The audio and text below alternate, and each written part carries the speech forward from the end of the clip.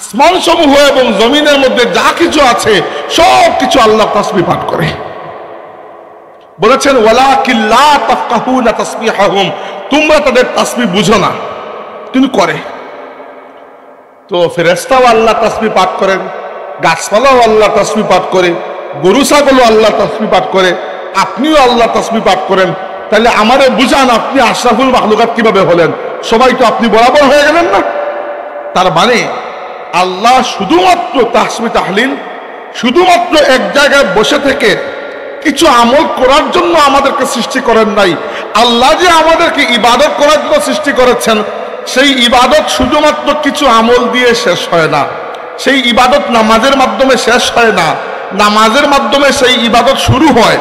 ইবাদত বন্দেগী তখনই গিয়ে পরিপূর্ণ হবে যখন আমরা আমাদের জীবনের প্রত্যেকটা ক্ষেত্রকে আল্লাহ সুবহানাহু ওয়া তাআলার হুকুমের অধীন বানিয়ে ফেলতে পারবো। বান্দা সে যে ইব্রাহিমের মতো বান্দা, ইয ক্বালা লাহু রাব্বুহু আসলিম ক্বালা আসলামতু লিরাব্বিল আলামিন। ইব্রাহিম সেই বান্দা ছিলেন যাকে আল্লাহ যখন বলেছেন ইব্রাহিম তুমি নত হয়ে যাও, ইব্রাহিম নত হয়ে গেছেন। নিলে কোনো মানুষ শুধু স্বপ্নে দেখে নিজের বাচ্চাকে কুরবানি করার জন্য নিয়ে যাবে?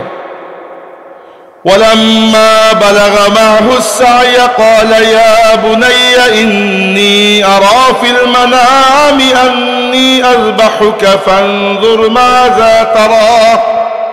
ইব্রাহিম বললেন বাবা ইসমাইল, আমি স্বপ্নে দেখলাম তোমাকে জবাই করছি, তোমার কি মতামত? ইসমাইল বললেন ইয়া আবাতি ফাআল মা তুমার সাতাজিদুনি ইনশাআল্লাহু মিনাস সাবিরিন। বাবা, আল্লাহ আপনাকে যে নির্দেশ দিয়েছেন আপনি সেটি পালন করুন, ইনশাআল্লাহ আপনি আমাকে ধৈর্যশীল হিসাবে পেয়ে যাবেন। ইব্রাহিম ইসমাইলকে নিয়ে রওনা হলেন। মক্কা শরীফ থাকতেন, সেখান থেকে মিনায় রওনা হলেন। আমাদের সমাজে প্রচলিত কাহিনী আছে, আমি একবার শুনছিলাম ছোটকালে। ইব্রাহিম নাকি তার পুত্রকে নানার বাড়ি যাওয়ার কথা বলে ফুসলিয়ে নিয়ে গেছেন কুরবানি দিতে। নানার বাড়ি পাইলেন কোন জায়গায়? ইসমাইলের নানার বাড়ি হচ্ছে মিশরে, নানার বাড়ি তো এখানে নাই। তো মক্কা শরীফ থেকে কি মিশর হেঁটে হেঁটে চলে যাবেন আপনি? দ্বিতীয়ত ইসমাইল তো আপনার ছেলে নয়, ইসমাইল ইব্রাহিমের ছেলে, এটা বুঝতে হবে, তাই না? আমরা কিয়াস করি আমাদের উপর, আমরা যেরকম বেঈমান ওইরকম মনে হয়। আল্লাহর নবী এরা, মাসুম নিষ্পাপ এরা। ইব্রাহিম ইসমাইলকে বললেন বাবা আমি তোমাকে জবাই করতে স্বপ্নে আবিষ্ট হয়েছে আল্লাহর পক্ষ থেকে, তোমার কি মতামত? ইসমাইল বললেন বাবা আল্লাহ আপনাকে যে আদেশ করেছেন আপনি সেটি পালন করুন। فلما أسلما وتله للجبين وناديناه أن يا إبراهيم قد صدقت الرؤيا إنا كذلك نجزي المحسنين।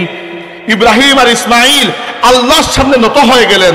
ইব্রাহিম তার শিশুপুত্র ইসমাইলকে কাট করে শুয়ালেন, ছুরি চালিয়ে দেবেন। ওই সময় আল্লাহ পাক দেখে বললেন ইব্রাহিম তোমার স্বপ্ন সত্য হয়ে গেছে। ইসমাইলকে কুরবানি করা লাগবে না। ইসমাইলকে কুরবানি করিয়ে আল্লাহ লাভ কি? আল্লাহ চাইছেন এটা দেখতে যে ইব্রাহিম ছেলের মহব্বতের উপর আমার মহব্বতকে স্থান দিতে পারে কিনা। এটাই হচ্ছে বন্দেগীর আসল নমুনা। বন্দেগী মানে এই নয় যে আপনি প্রতিনিয়ত তাসবিহ পড়তে মাশগুল থাকবেন। বন্দেগী মানে হচ্ছে আপনার জীবনের যে ক্ষেত্রে যে কাজই আপনি করুন না কেন সেটা আল্লাহর হুকুমের অভ্যন্তরীণ হতে হবে। আমার নবী বড় সুন্দর মিসাল দিয়েছেন, বলেছেন মাসালুল মুমিনি কা মাসালুল ফারাসি বিআখিয়াতিহি আও কামা ক্বালা। আমার গালে একটু ব্যথা করছে, আমি খাওয়ার সময় গালের মধ্যে কামড় দিয়ে দিচ্ছি নিজে নিজে, এই জন্য কথা বলতে কষ্ট হচ্ছে, সরি। এই মাত্র যে বাড়িতে খেয়ে আসলাম। তো ইব্রাহিম আলাইহিস সালাম আর ইসমাঈল আলাইহিস সালামের এই ঘটনার পরে রাসূল পাকের এই হাদিসের ব্যাপারে আপনি একটু চিন্তা করুন। আল্লাহ নবী বলেছেন একজন মুমিনের উদাহরণ হচ্ছে একটি ঘোড়ার মতো, যাকে একটি রশিতে বেঁধে রাখা হয়েছে। এর মানে কি? এই খুঁটির সাথে যদি আপনি 30 হাত লম্বা একটা দড়ি দিয়ে একটা ঘোড়াকে বেঁধে রাখেন, তাহলে এই খুঁটির চারপাশ দিয়ে ঘোড়ার 30 হাতের একটা বৃত্ত তৈরি হয়ে যাবে, তাই না? এই 30 হাতের মধ্যে সে চাইলে দৌড়াইতেও পারবে, বসতেও পারবে, শুইতেও পারবে, খাইতেও পারবে, ঘুমাইতেও পারবে। কিন্তু এই 30 হাতের বাইরে সে যাইতে পারবে না, কারণ এই 30 হাত হচ্ছে তার সীমানা। এভাবে আল্লাহ আমাদেরকে কিছু সীমানা দিয়ে রেখেছেন, এগুলোকে বলা হয় হুদুদুল্লাহ, আল্লাহর সীমানা। আল্লাহ বলেছেন বারবার দেখে, তিলকা হুদুদুল্লাহ ওয়া মান ইয়াতাআদ্দা হুদুদাল্লাহি ফাকাদ যালামা নাফসা। এইগুলো আল্লাহর সীমানা, যে ব্যক্তি এইগুলোর বাইরে চলে যায় সে নিজের নফসের উপর জুলুম করে বসে। এই হচ্ছে বন্দেগী। বন্দেগী মানে হচ্ছে আল্লাহর হুকুমের অধীনে জিন্দেগি। শেখ সাদি রহমতুল্লাহ আলাইহির বড় সুন্দর একটি কসিদা, তিনি বলেছেন জিন্দেগির মাকসুদই হচ্ছে বন্দেগী। আর যদি আপনি জিন্দেগি পেয়ে বন্দেগী না করেন তাহলে আপনার জন্য আছে শর্মিন্দগি। তো এজন্য আমরা এই কাজের জন্য আবিষ্ট হই নাই যে এক জায়গায় বসে বসে আমরা খালি ওই হিন্দু সন্ন্যাসী আর বৌদ্ধ সন্ন্যাসীদের মতো 13-14 বছর একসাথে ধ্যান করে কাটিয়ে দেব আর আমাদের বাকি জীবন কাটবে না, থাকবে না। আল্লাহর নবী নিজে সমাজে জীবন যাপন করে সামাজিক ব্যক্তি হিসাবে দেখিয়ে দিয়ে গেছেন সমাজ পরিবার নিয়ে থাকা সত্ত্বেও আল্লাহর মায়ার বান্দা হওয়া যায়। এমনকি রাসূল পাক সাল্লাল্লাহু আলাইহি ওয়াসাল্লামের 3 জন সাহাবী বয়স কম, একবার আমাদের মা আল্লাহর নবীর একজন স্ত্রীর কাছে আসলেন, ওই 3 জন তরুণ সাহাবী এসে বললেন যে মা, রাসূলুল্লাহ কিভাবে ইবাদত করেন ওটা আমরা শিখব। তো আল্লাহর নবীর স্ত্রী তিনি বললেন যে রাসূল পাক সাল্লাল্লাহু আলাইহি ওয়াসাল্লামের ইবাদতের নিয়ম হচ্ছে এরকম এরকম।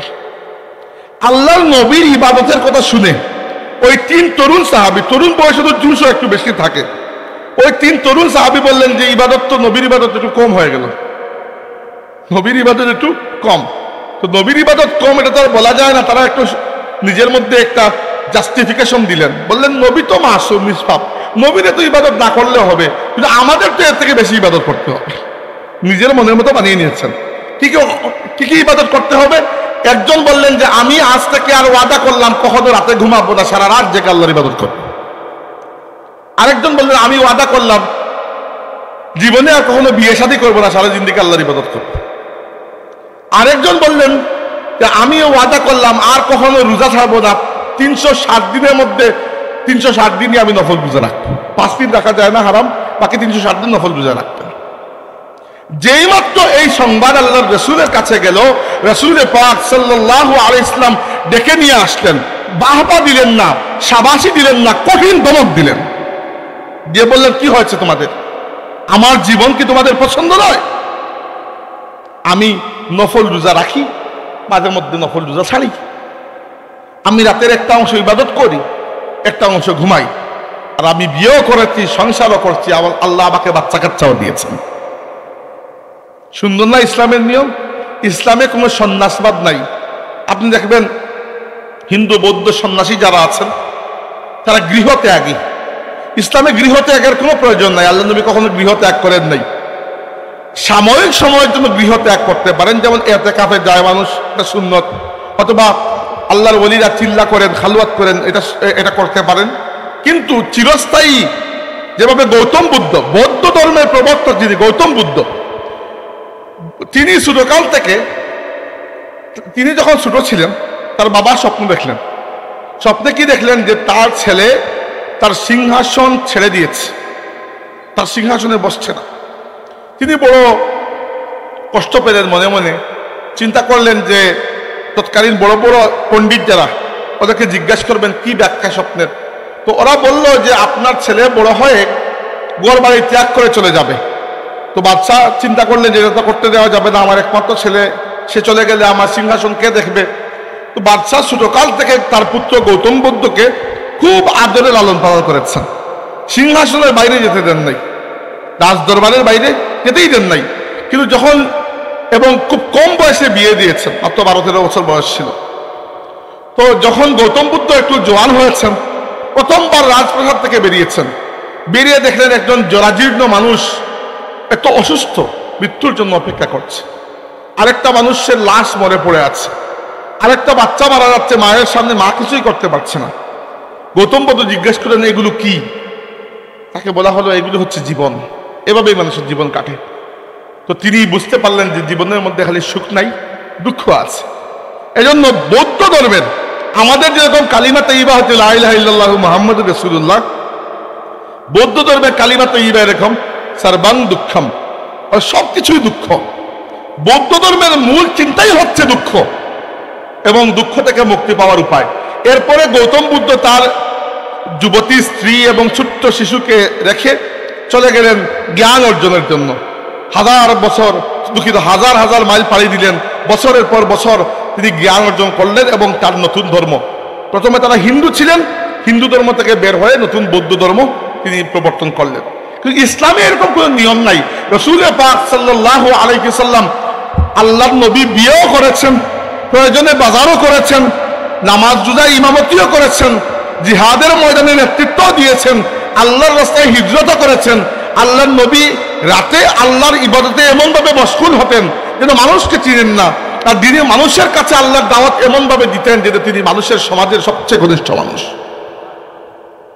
ইসলামী জীবন ব্যবস্থার একটা নমুনা আপনাদেরকে আজকে শিখাবো, এই জন্য এই ভূমিকাগুলো দিচ্ছি। ইসলামী জীবন ব্যবস্থার নমুনা আল্লাহ পাক সূরা জুমার 2 নম্বর আয়াতে আমাদেরকে জানিয়েছেন, 2 নম্বর রুকুতে। ইসলামী জীবন ব্যবস্থা কাকে বলে আমি শিখিয়ে দিই আপনাদেরকে। আল্লাহ বলেছেন, ইয়া আইয়ুহাল্লাযীনা আমানু ইযা নুদিয়া লিস-সালাতি মিন ইয়াউমিল জুমআতি ফাসআউ ইলা যিকরিল্লাহি ওয়া যারুল বাই' যালিকুম খায়রুল লাকুম ইন কুনতুম তা'লামুন। হে ঈমানদারগণ, যখন জুমার নামাজের আযান হয়, বেচা কিনা, ব্যবসা বাণিজ্য, তিজারত, লেনদেন, দুনিয়াবি কাজ সব বন্ধ করে নামাজে চলে আসছো। নামাজ যখন শেষ হলো তখন কি করবো? ফাইযা কুদিয়াতিস সালাতু ফান্তাশিরু ফিল আরদি ওয়াবতাগু মিন ফাদলিল্লাহ। আর নামাজ শেষ হলে জমিনে বেরিয়ে পড়ো, আমি আল্লাহ তোমাদের জন্য যে রিজিক রেখেছি ওই রিজিক অন্বেষণ করো। তার মানে মসজিদে আল্লাহর উপর তাওয়াক্কুল করে সারাদিন বসে থাকলে ফেরেশতা এসে আপনাকে খাওয়াবেন না, কারণ খাবার আপনাকে নিজে জোগাড় করতে হবে। এইটাই হচ্ছে আল্লাহর বন্দেগীর একটা নমুনা। যখন আল্লাহর দিকে ডাক আসে, আপনি দুনিয়া ফেলে আল্লাহর কাছে চলে আসবেন। আর আল্লাহকে লাব্বাইক বলার পরে, সেজদা করার পরে আপনার উপর এটা জরুরি হচ্ছে, ফরজ হচ্ছে আপনার নিজের এবং পরিবারের জন্য হালাল রিজিক তালাশ করা। আল্লাহর হাবিব বলেছেন, তালাবু কাসবুল হালালি ফরিয়দাতুন বাদাল ফরিয়দা। আল্লাহর ফরজের পরে বড় ফরজ হচ্ছে নিজের জন্য হালাল রুজি তালাশ করা। বেকার থাকবেন না, বেকার থাকার মধ্যে কোনো সম্মান নাই। বুঝতে পেরেছেন? এবার আপনি বলবেন যে ধরেন আমি রিজিক অন্বেষণের জন্য ব্যবসাপাতি করলাম, একজন ব্যবসায়ী হিসাবে আমি কিভাবে আল্লাহর প্রিয় বান্দা হতে পারবো? ব্যবসায়ীরা কি আল্লাহর প্রিয় বান্দা হতে পারবেন? জি পারবেন। এটাই বলতে চাচ্ছি আজকে। কারণ বন্দেগী বলতে সারাদিন শুধুমাত্র কিছু নির্দিষ্ট আমল করা নয়। বন্দেগী বলতে আপনি জীবনের যে জায়গায়, যে ক্ষেত্রে যে কাজ করছেন সেই কাজকে আল্লাহর হুকুমের অধীনে নিয়ে আসা। মনে করলাম আপনি একজন ব্যবসায়ী হয়ে গেলেন, ব্যবসায়ী হিসাবে আপনার কি করার আছে? প্রথমে বুঝুন ব্যবসায়ীর ব্যাপারে আল্লাহ নবী কি বলেছেন। বলেছেন, আত-তাজিরুস সাদুকুল আমিন মান নাবিয়্যিন ওয়াস সিদ্দীকিন। সৎ ব্যবসায়ীদের হাসর হবে আল্লাহর নবীদের সাথে। বুঝতে পারছেন ব্যবসায়ীর কি পরিমাণ মর্যাদা ইসলামে? একজন সৎ, সচ্চা, সত্যবাদী ব্যবসায়ী নবী এবং সিদ্দিকদের সাথে আল্লাহ তাকে হাসরের ময়দানে উপস্থাপন করবেন। প্রশ্ন আসে, এইরকম ব্যবসায়ী কিভাবে হতে পারবে? জবাব একটাই, ইসলামের ব্যবসার যে মূলনীতিগুলো আছে সেগুলো মেনে যদি আপনি ব্যবসা করেন তাহলে আপনি আত-তাজিরুস সাদুকুল আমিন, বিশ্বস্ত এবং ন্যায়পরায়ণ সত্যবাদী ব্যবসায়ী হতে পারবেন। আপনি আল্লাহর মকবুল বান্দাও হতে পারবেন। আপনি আল্লাহর ইবাদতের হকও আদায় করতে পারবেন। কিয়ামতের দিন আপনার হাসরও হবে আল্লাহর নেক বান্দাদের সাথে। ইসলামের ব্যবসায় কি কি নিয়ম আছে সেগুলো একটু জানবো আমরা। এরপরে খুব বেশি লম্বা করবো না, এমনি ওই যে মঞ্জুর ভাই মনে হয় বসে আছেন, এরপরে উনি বয়ান করবেন, ঢাকা থেকে আগত আমাদের অতিথি। যাই হোক, যদি বলছিলাম সংক্ষেপে বলবো, ইসলামের ব্যবসার কিছু নিয়ম কানুন আছে, সেগুলো শিখে নিন, ব্যবসায়ীদের জন্য কাজে লাগবে। আর তরুণদের মধ্যে যারা ভবিষ্যতে ব্যবসায়ী হতে পারেন তাদের জন্য কাজে লাগবে। ইসলামের ব্যবসার প্রথম নিয়ম হচ্ছে, যে জিনিসটা খাওয়া হারাম অথবা যে জিনিস ব্যবহার করা হারাম সেটা বেচা কিনা করাও হারাম। মদ খাওয়া হারাম, মদ বেচাও হারাম, মদ কিনাও হারাম, মদ রাখাও হারাম, মদের যে কোনো ব্যবহার হারাম। বুঝতে পেরেছেন? বিষয়টা সহজ না, খুব সিম্পল। আমি একটা উদাহরণ দিলাম, আপনি এভাবে মিলিয়ে নিন। শুকরের গোশত খাওয়া হারাম, বেচাও হারাম, কিনাও হারাম, রাখাও হারাম। ইসলামের ব্যবসার প্রথম মূলনীতি হচ্ছে আপনি যে জিনিসটা খাওয়া আল্লাহ হারাম করেছেন সেটা ব্যবসাও হারাম। ব্যবসায়ী কি করেন? খুব নামাজি ব্যবসায়ী, কারবার কি যে তিনি ইয়াবার কারবারি হইবে? হবে না, কারণ মাদক দ্রব্য ইসলাম হারাম করেছে। আল্লাহ রাব্বুল আলামিন স্পষ্ট বলেছেন যে ইন্নামাল খামরু ওয়াল মাইসিরু ওয়াল আনসাবু ওয়াল আজলামু রিজসুম মিন আমালিশ শাইতানি ফাজতানিবু। মাদক, জুয়া, মূর্তি তৈরি করা এবং তীর মেরে ভাগ্য ও লটারি টাইপের এগুলো ইসলামে হারাম। এগুলো রিজসুন, নাপাকি, মিন আমালিশ শাইতান, শয়তানের কাজ। এগুলো ফাজতানিবু, এগুলো ছেড়ে দাও। আল্লাহর ডিরেক্ট হুকুম আপনি পালন করতে হবে, বাধ্য। আপনি এইগুলো হারাম কাজ, এগুলোতে যেতে পারবেন না। তার মানে হচ্ছে ইন শর্ট, যত বড় নামাজি হন না কেন, সেই নামাজি ব্যবসায়ী যদি ইয়াবার কারবারি হন, তাহলে আপনার এই নামাজ আপনাকে আল্লাহর ওলি করতে পারবে না। আপনি আত্তাজিরুস সাদুকুল আমিন হতে পারবেন না। আপনার হাসর নবী রাসূলদের সাথে হবে না, আপনার হাসর ওইরকম ইয়াবা ব্যবসায়ীদের সাথেই হবে। অতএব প্রথম মূলনীতি ইসলামের, লেখা লাগবে না, মাথার মধ্যে নিয়ে যান, খুব সহজ। প্রথম মূলনীতি হচ্ছে যেটা খাওয়া হারাম অথবা যেটা ব্যবহার করা হারাম সেটা বেচা কিনা করাও হারাম।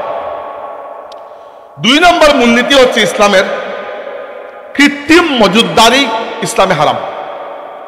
আল্লাহ নবী বলেছেন আল মুহতাকিরু মালাউন। কৃত্রিম মজুদদার, আল্লাহর লানত পড়বে তার উপর। হোয়াট ইজ কৃত্রিম মজুদদারি? আপনারা আমাকে বুঝতে পারছেন, আমি মুখ দেখে বুঝতে পারছি, ঠিক আছে, আমি বুঝাই দিই। মজুদদারি 2 ভাবে করা যায়। মজুদ মানে কি, অর্থনীতি নিয়ে যারা লেখাপড়া করেন এগুলা ভালো করেই বুঝবেন। ধরেন আপনি এই চা বিক্রি করেন, আপনার চায়ের দোকান আছে, তো চা যখন কিনে আনবেন, আপনি হয়তো শ্রীমঙ্গল থেকে চা কিনে আনেন, তো 1 কাপের মতো তো আর চা কিনে আনবেন না, কিনলে কয়েক কার্টুন কিনে নিয়ে আসবেন। এরা মজুদ রাখবেন এবং যে দামে কিনে এনেছেন এর থেকে একটু বেশি দামে বিক্রি করবেন, এটাই না? এটা কোনো হারাম নয়, এটা হালাল, এটার নামই হচ্ছে ব্যবসা। এবার কৃত্রিম মজুদদারি কোনটা? কৃত্রিম মজুদদারি হচ্ছে, উদাহরণ না দিলে বুঝবেন না। ধরুন আপনাদের ট্যাংরা বাজার, ট্যাংরা বাজারে 2টা দোকানে পেঁয়াজ বিক্রি করা হয়। এই 2 দোকানের দোকানদার মিলে একটা লিয়াজু করে ফেললো। ব্যবসায়ীদের লিয়াজু, যখন ব্যবসায়ীরা গঠবন্ধন করে, এটাকে বলা হয় সিন্ডিকেট। সিন্ডিকেট করে ফেললেন কি, যে আমরা আর পেঁয়াজ বিক্রি করব না। 1 দিন 2 দিন 3 দিন চলে গেল, এটা পেঁয়াজ লুকিয়ে রেখে দিয়েছেন, বিক্রি করেন না। পেঁয়াজ কিন্তু নিত্য প্রয়োজনীয় মানুষের খাবার। এর মধ্যে যদি আপনি একটা খবর ফেসবুকে রটিয়ে দিতে পারেন যে দেশে পেঁয়াজের আকাল পড়ে গেছে, ভারত থেকেও আসতেছে না পেঁয়াজ, সাথে সাথে পেঁয়াজের দাম ডাবল সেঞ্চুরি হয়ে যাবে, তখন আপনি এটা সেই দামে, যে পেঁয়াজ উদাহরণস্বরূপ আপনার বেচার কথা ছিল 60 টাকায় 65 টাকায়, সেই পেঁয়াজ আপনি 265-তে বিক্রি করতেছেন। এই যে মানুষকে জিম্মি করে, মানুষের নিত্য প্রয়োজনীয় খাদ্যদ্রব্যকে আটকে রেখে মানুষকে জিম্মি করে দেশে একটা কৃত্রিম সংকট আপনি তৈরি করলেন। এটা তো বললাম ট্যাংরা বাজারে এখন 2টা পেঁয়াজের দোকানের কথা। আপনি এখন পুরো দেশের হিসাবটা চিন্তা করেন। পুরো দেশের ব্যবসায়ীরা যখন এরকম সিন্ডিকেট করে কোনো জিনিসের দাম বাড়াতে চায়, সরকারও কিছু করতে পারে না। সরকারের দেখেন বাংলাদেশের যে বাণিজ্য মন্ত্রী হয়, প্রথমেই তিনি বলেন যে আমি সিন্ডিকেট ভেঙে ফেলবো, কিছুদিন পরে তিনি নিজেই ভেঙে পড়েন। সিন্ডিকেট থাকেই থাকে, কারণ এগুলো খুব শক্ত। এই ব্যবসায়ী ভাইদেরকে বলছি, এই যে সিন্ডিকেটের মাধ্যমে কৃত্রিম মজুদদারি আপনারা করেন, যদি কেউ করে থাকেন আর আমার কথা আপনার কানে যায়, আল্লাহর বাস্তে ছেড়ে দিন।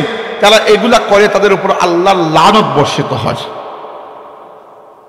তবে হ্যাঁ, নিত্য প্রয়োজনীয় জিনিসের ক্ষেত্রে কেউ যদি বলে আমি মোবাইলের দোকানদার, বলে আমি আগামী 1 মাস মোবাইল বিক্রি করবো না, তো কারো তো প্রাণ চলে যাচ্ছে না, কারণ মোবাইল তো আর নিত্য প্রয়োজনীয় জিনিস না।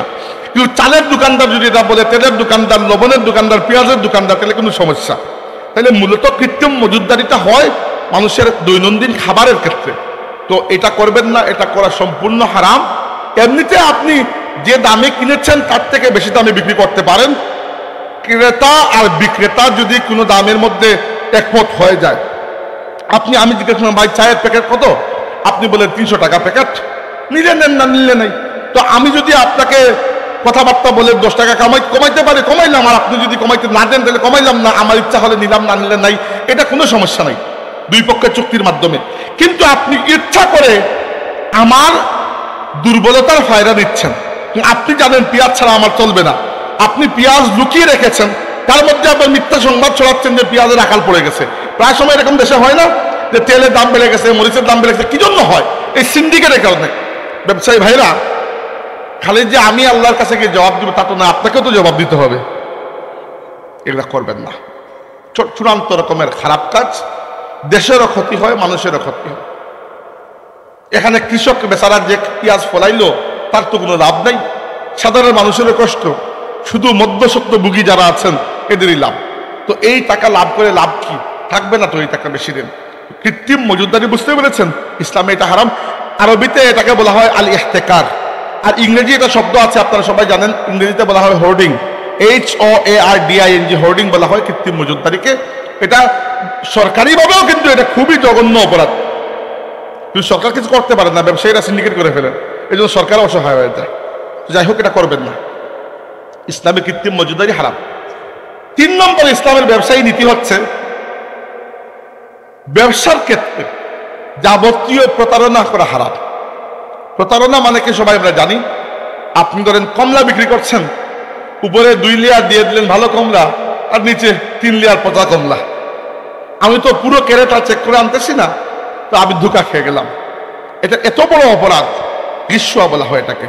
আল্লাহ নবী বলেছেন মান গাশশানা ফালাইসা বিন্না, যে কোনো মুসলমানের হয়ে মুসলমানের সাথে প্রতারণা করে, যে প্রতারণা করে ব্যবসা বাণিজ্যের ক্ষেত্রে, সে আমার উম্মতের অন্তর্ভুক্ত নয়। তাই এগুলা করবেন না, এটা ইসলামের ব্যবসায়ী নীতির বিরুদ্ধে। প্রতারণা করবেন না।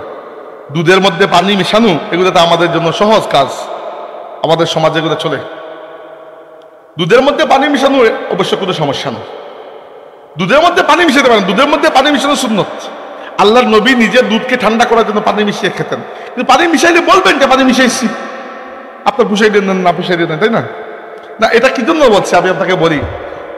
আমি যখন ঢাকা ইউনিভার্সিটিতে পড়তাম, তখন থাকতাম ঢাকা ইউনিভার্সিটি বিজয় একাত্তর হলে, আপনারা জানেন কিনা, দেখেছেন কিনা জানি না, ইউনিভার্সিটি ক্যাম্পাসের মধ্যে একটা হল আছে বিজয় একাত্তর, ওখানে থাকতাম। তো রাতে 11টা সাড়ে 11টার দিকে যখন আমাদের খাওয়া দাওয়া শেষ হয়ে যেত, তখন একজন দুধওয়ালা মামা আসতেন, দুইটা পাতিলের মধ্যে দুধ নিয়ে। একটাতে লেখা থাকতো খাঁটি দুধ, আরেকটাতে লেখা থাকতো পানি মিশানো দুধ। পানিটা ভালো পানি আবার। খাঁটি দুধের দাম হচ্ছে ধরে উদাহরণস্বরূপ 100 টাকা গ্লাস, আর পানিওয়ালা দুধের দাম হচ্ছে 50 টাকা। আপনার যেটা ইচ্ছা দেন, এইটা কোনো সমস্যা নয়, এইটা প্রতারণা নয়, কারণ ব্যক্তি বলে দিচ্ছে। বুঝতে পেরেছেন বিষয়টা? দুধে পানি মিশানো সমস্যা নয়, পানি মিশিয়ে না বলাটা হচ্ছে সমস্যা। বুঝতে পেরেছেন? যেমন ধরেন আমি থাকি জার্মানিতে গত 2 বছর ধরে। জার্মানিতে একটা নিয়ম আছে, এটা সারা ইউরোপেই আছে, খালি জার্মানিতে না। প্রায় সময় আমরা যখন সুপার মার্কেটে যাই বাজার করতে, মাঝে মধ্যে প্রায় দিন আপনি দেখবেন বাজারের দোকানে যখন আপনি ঢুকছেন, দোকানের এক পাশে কিছু মালামাল রাখা আছে, তো উপরে লেখা থাকবে আঙ্গেবট। জার্মান ভাষায় আঙ্গেবট তো হচ্ছে ছাড় দেওয়া হয়েছে। এখন এখানে ছাড় দেওয়ার কারণ কি? কারণ হচ্ছে যে এই যে প্রোডাক্টগুলো, এগুলোর মেয়াদ আর মাত্র 1 দিন আছে, 1 দিন পরে এক্সপায়ারি ডেট শেষ। তারাও 3 টাকার জিনিস 1 টাকায় বিক্রি করবে। তারা বলে দেবে যে ভাই এগুলা মানে ডেট কালকে ওভার হয়ে যাবে, 1 দিনের মধ্যে খাইতে পারলে নিয়ে যাও। এইভাবে যদি কেউ বলে বিক্রি করে তাহলে কোনো সমস্যা নাই, আপনার পুষাইলে আপনি নিলেন, না পুষাইলে নাই। কিন্তু একটা বললেন আর একটা করলেন, ওইটা হচ্ছে প্রতারণা। বুঝতে পেরেছেন বিষয়টা? তাহলে এটা করবেন না। আপনার দোকানের আপেল কমলা একটু দাগওয়ালা পচতে শুরু করেছে, আপনি বলে দেন, কেউ নিলে নিল, না নিলে নাই। কারণ এগুলো না বলে দেওয়া এটা হারাম।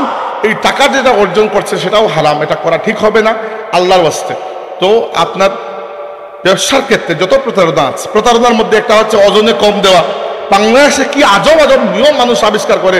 একবার দেখলাম কোন নিউজের মধ্যে একজনকে গ্রেফতার করেছে, যিনি ওজনে কম দেন।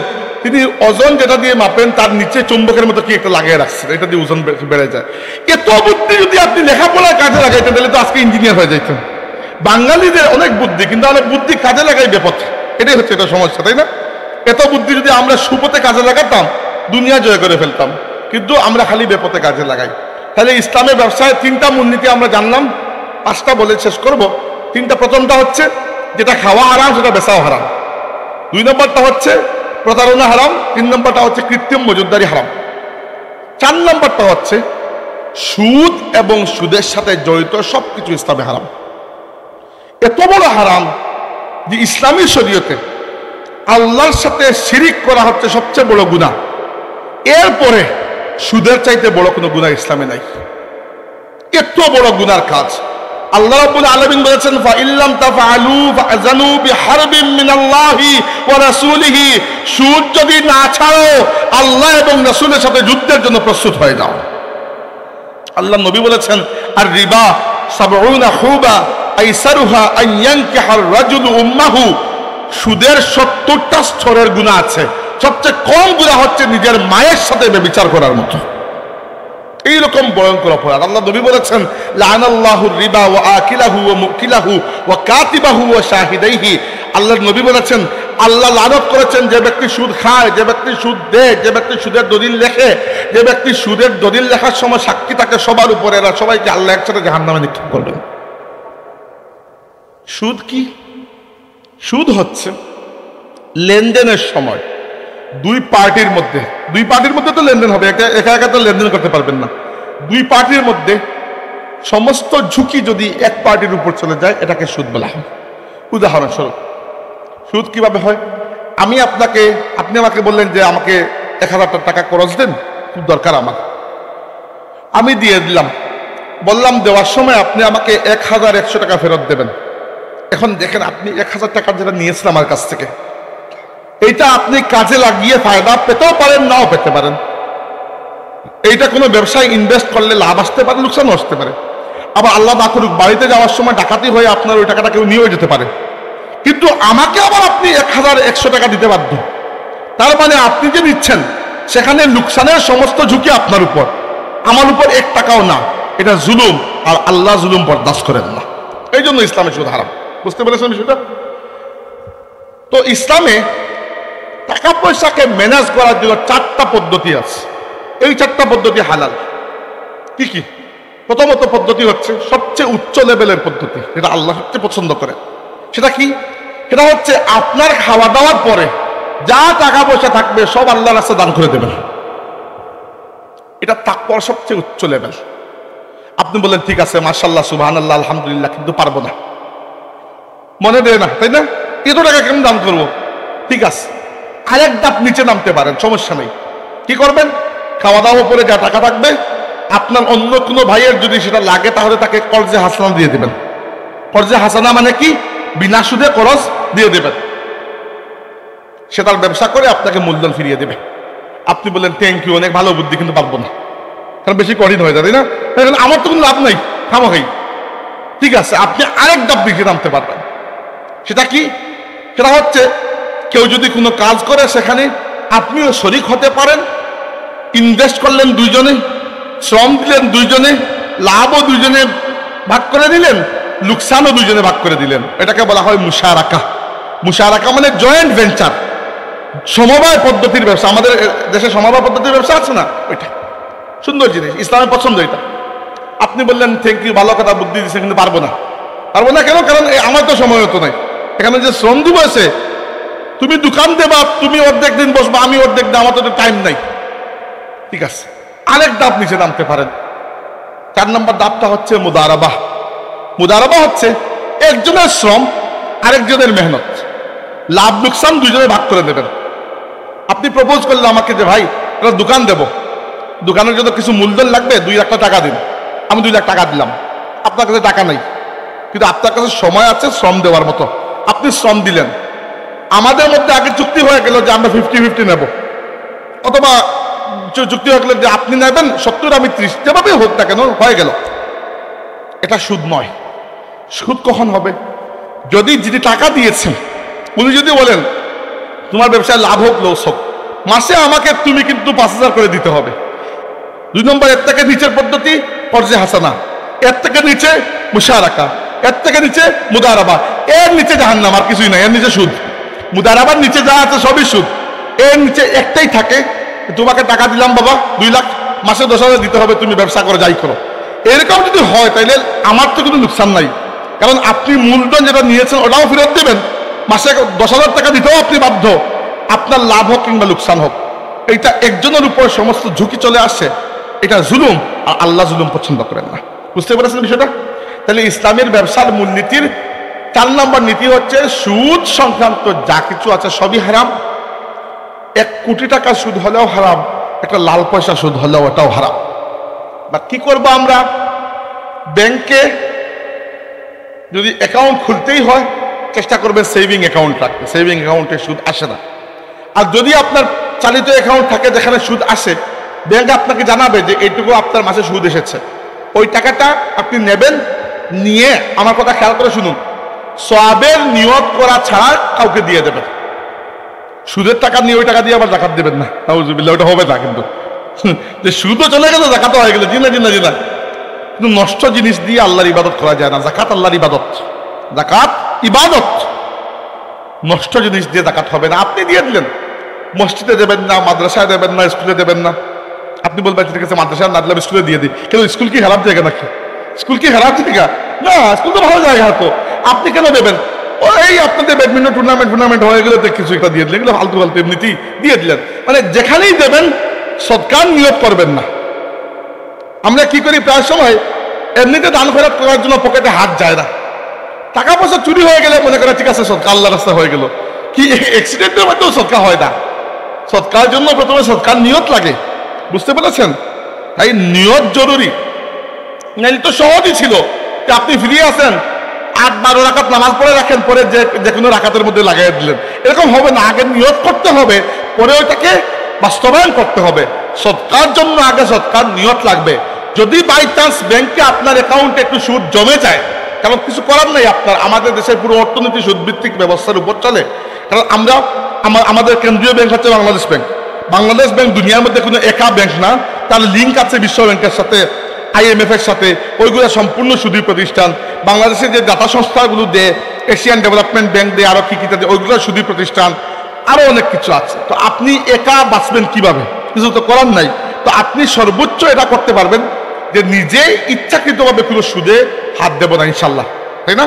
আর 2 নম্বর, বাই চান্স যেটা সুদ চলে আসে ব্যাংকের মাধ্যমে, সওয়াবের নিয়ত করা ছাড়া কাউকে দিয়ে দেবেন, জাস্ট এতটুকু।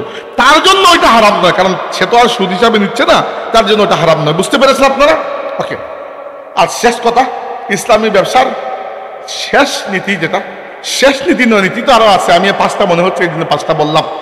শেষ যেটা হচ্ছে যে আপনাকে অবশ্যই অবশ্যই অবশ্যই ঠিকমতো যাকাত প্রদান করতে হবে। খুশি মনে করতে হবে, মুখ চিন্তায় করলে হবে না। মনে করবেন না আল্লাহ আপনার কাছ থেকে কিছু নিয়ে নিচ্ছেন। মনে করবেন যে আল্লাহ অন্যের কিছু টাকা পয়সা আপনার কাছে আমানত রেখেছিলেন, নিয়ে আল্লাহ আপনার জানের উপর বোঝাটা সরাইছেন। বুঝতে পেরেছেন? যাকাতের হিসাব কিরকম? বড় সোজা। ইসলামে বেশিরভাগ মাসলা মাসাই সোজা, নামাজের মাসলা একটু বেশি পেছালো। বাদ বাকি হজ, রোজা, যাকাত এগুলোর মাসলা আপনার 1 ঘন্টা বুঝাই দিলে সারা জিন্দগি মনে থাকবে, এগুলো সোজা আছে। তো আমি তো এত কিছু বোঝানোর টাইম নাই, সংক্ষেপে বলে দিই। যাকাতের নিসাব হচ্ছে 7.5 তোলা সোনার মতো। 7.5 তোলা সোনা বা এই সমপরিমাণ টাকা পয়সা যদি আপনার কাছে থাকে 1 বছর পর্যন্ত, বছর পরে যা আছে তার 2.5% আপনি যাকাত দেবেন। 100 টাকায় 2.5 টাকা। বুঝতে পেরেছেন? এবার কিছু জিনিস আছে যেগুলো যাকাত হয় না, যাকাত দেওয়া লাগবে না। প্রথমত আপনার ঘরের কোনো যাকাত দেওয়া লাগবে না। 2 নম্বর, আপনার ব্যবহৃত আসবাবপত্র, এগুলো যাকাত দেওয়া লাগবে না। ব্যবসার জন্য দোকান কিনেছেন, দোকানের যাকাত দেওয়া লাগবে না। লাগবে কিসের? দোকানের ভেতরে মাল যেগুলো আছে মালের যাকাত দেওয়া লাগবে। বুঝতে পেরেছেন? দোকান ঘরের যাকাত দেওয়া লাগবে না, মালের যাকাত দেওয়া লাগবে। ব্যবহৃত জিনিসের মধ্যে একমাত্র একটা জিনিসের যাকাত দেওয়া লাগবে, সেটা হচ্ছে অলংকার, সোনার অলংকার। সেটা যদি আপনি পরেন, না পরেন, ব্যবসা করেন, আপনার বউকে গিফট দেন, যেভাবেই হোক না কোনো স্বর্ণ অলংকারের যাকাত লাগবে। গবাদি পশুর যাকাত লাগবে। বুঝতে পারলাম কিছু জিনিসের যাকাত লাগে না, কিছু লাগবে। যেগুলো লাগবে বছরান্তে ওইগুলো হিসাব করে যা হয় 2.5% দিয়ে দিলেন। ইনকাম ট্যাক্স কঠিন জিনিস, যাকাতে তো কঠিন না। আপনার কাছে এই বছর আপনার নিসাবের পরিমাণ মতো সম্পদ আছে, ধরলাম 10 লাখ টাকা আছে, আপনি 10 লাখ টাকার মধ্যে 2.5% দিলেন। আগামী বছর লস হয়ে চলে গেল 4 লাখে, 4 লাখের 2.5% দেন। পরের বছর লাভ হয়ে চলে গেল 22 লাখে, 22 লাখের 2.5% দেন। এখানে ইনকাম কত আর আউটগোয়িং কত এত হিসাব করা লাগবে না, যা আছে এর 2.5%। বুঝতে পেরেছেন? তো জাকাতটা দিতে হবে। যারা জাকাত দেবে না, কিয়ামতের দিন ওই সম্পত্তিগুলো আল্লাহ পাক আগুনে উত্তপ্ত করে আপনার গাল, আপনার এই 500 এবং আপনার শরীরের অন্যান্য জায়গায় ছেক দেবেন বলে কুরআন শরীফে আল্লাহ নিজে বলেছেন। অতএব দয়া করে এগুলো করবেন না, জাকাত দিতে হবে, খুশি মনে জাকাত দেবেন। আর ইসলামে সম্পদ অর্জন করা মোটেও হারাম কাজ নয়। সাহাবা কেরামের মধ্যে কিছু সাহাবী ছিলেন অত্যন্ত সম্পদশালী। উসমান ইবনে আফফান রাদিয়াল্লাহু আনহু সম্পদশালী, আব্দুর রহমান ইবনে আউফ রাদিয়াল্লাহু আনহু সম্পদশালী, সাআদ ইবনে উবাদা রাদিয়াল্লাহু আনহু সম্পদশালী, উবাইদুল্লাহ ইবনে আব্বাস রাদিয়াল্লাহু সম্পদশালী। ইসলামী ব্যবসার মূলনীতি অনুযায়ী ব্যবসা করবেন, সময় মতো জাকাত দেবেন, সুদে হাত দেবেন না, বুক ফুলিয়ে চলবেন, কেউ কিছু বলার নাই। আপনি সৎ ব্যবসায়ী, আপনার হাসর হবে আল্লাহ নবীদের সাথে ইনশাআল্লাহ। বুঝতে পেরেছেন বিষয়টা? এইটা হচ্ছে ইবাদত। যে ব্যবসায়ী সৎভাবে ব্যবসা করবে, মানে বুঝতে হবে সে আল্লাহর ইবাদত করছে। ইবাদত মানে শুধুমাত্র কিছু নেক আমলের মধ্যে সীমাবদ্ধ নয়। কিছু নেক আমলের মধ্যে সীমাবদ্ধ হয়ে গেলে মানুষ তাসবিহ পড়ে, ফেরেশতারাও তাসবিহ পড়েন, গাছপালাও তাসবিহ পড়ে, আপনি আলাদা কোন জায়গা থেকে হলেন? আল্লাহ আপনাকে আশরাফুল মাখলুকাত বানিয়েছেন, আলাদা করেছেন এজন্য, এই কারণে যে আপনার পুরো জিন্দেগির মধ্যে আপনি আল্লাহর বান্দেগি নিয়ে আসতে পারবেন, অন্য কেউ এটা পারবে না। আর এগুলো যদি করতে পারেন, এই বড় বড় বিষয়, বাদ বাকি ছোট ছোট নফল আমল বড় সহজ কাজ, এগুলো কোনো ব্যাপারই না। একটা জিনিস শিখিয়ে যায় আপনাদেরকে, ব্যবসায়ী মূলনীতি তো বুঝেছেন, যদি আপনার এগুলা পাবন্দি থাকে, আপনি এগুলা মানেন, ফরজ নামাজের পাবন্দ হন, ফরজ ইবাদতের পাবন্দ হন, এরপরে নফল ইবাদত জমা করা একেবারে সহজ বিষয়। আল্লাহ নবী আমাদেরকে বলেছেন, যে ব্যক্তি রাতে ঘুমানোর সময় সূরা বাকারার শেষ 2টা আয়াত তিলাওয়াত করে ঘুমায়, তার পুরো রাতের ইবাদত হিসাবে ওই 2টা আয়াত যথেষ্ট হয়ে যায়। পুরো রাত ইবাদত হয়ে গেল না? সহজ। আল্লাহ নবী আমাদেরকে একটা তাসবিহ শিখিয়েছেন, বলেছেন ওই তাসবিহ যদি কেউ কয়েক মর্তবা পড়ে, তার পুরো দিন আল্লাহ নফল ইবাদত লিখে দেবেন। তাসবিহটি হচ্ছে সুবহানাল্লাহি ওয়া বিহামদিহি আদাদা খালকিহি ওয়া রিদা নাফসিহি ওয়া জিনাতা আরশিহি ওয়া মিদাদা কালিমাতিহি। এই তাসবিহ কয়েক মর্তবা পাঠ করলে সারা দিন আল্লাহ নফল ইবাদতের মধ্যে লিখে দেবেন। তাহলে আমাকে বলুন, আপনি যদি হারাম থেকে বাঁচতে পারেন আর ফরজ ইবাদত ঠিকমতো করতে পারেন, পরবর্তীতে নফল ইবাদত জমা করা কি খুব কঠিন কাজ? না। ইসলামের মূল দায়িত্ব 2টা, হারাম থেকে বাঁচবেন, ফরজের পাবন্দ হবেন। বাদ বাকি নফল ইবাদত আল্লাহ এই উম্মতের জন্য এত সহজ করে দিয়েছেন। এক লাইলাতুল কদরের রাতে আপনি যে ইবাদত করবেন, আপনার 1000 মাসের ইবাদত আপনার আমলনামায় লেখা হয়ে যাবে। লাইলাতুল কদরি খায়রুম মিন আলফি শাহরিন, এই রাতের মর্যাদা 1000 মাসের চেয়ে বেশি। এই উম্মতের জন্য আল্লাহ সহজ করে দিয়েছে শরীয়তকে, কিছু নিয়ম নীতি মানতে হয়। আল্লাহ এগুলো আমাদেরকে মানার তৌফিক দিন। ওয়া আখিরু দাওয়ানা আলহামদুলিল্লাহি রাব্বিল আলামিন।